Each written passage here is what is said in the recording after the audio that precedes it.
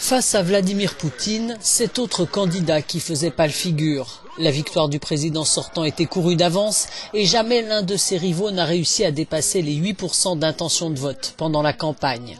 Le Parti communiste avait pourtant présenté un nouveau visage, Pavel Grudinin, rival le plus sérieux de Poutine. À 57 ans, il espérait attirer les jeunes dans un parti apprécié des vieux nostalgiques de l'Union soviétique.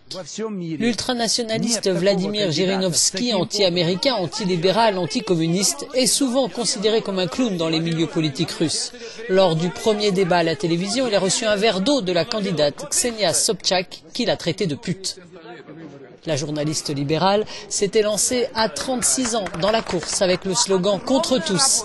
Ksenia Sobchak, ex-star de la télé-réalité, est créditée de 1% des voix. C'est l'un des rares candidats libéraux à avoir un poids en Russie. Grigori Yavlinsky, fondateur du parti Yabloko après la chute de l'URSS, se présentait pour la 3e fois à cette élection. Maxime Souraïkine, un inconnu. Cet ancien communiste a fondé en 2012 le Parti des communistes de Russie.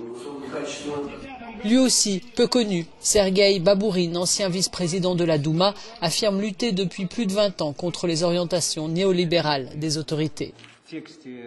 Boris Titov est un entrepreneur qui espérait convaincre Poutine de changer l'économie.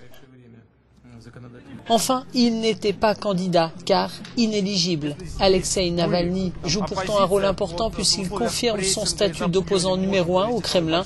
Le juriste charismatique de 41 ans avait appelé au boycott de la présidentielle et promis de perturber le scrutin.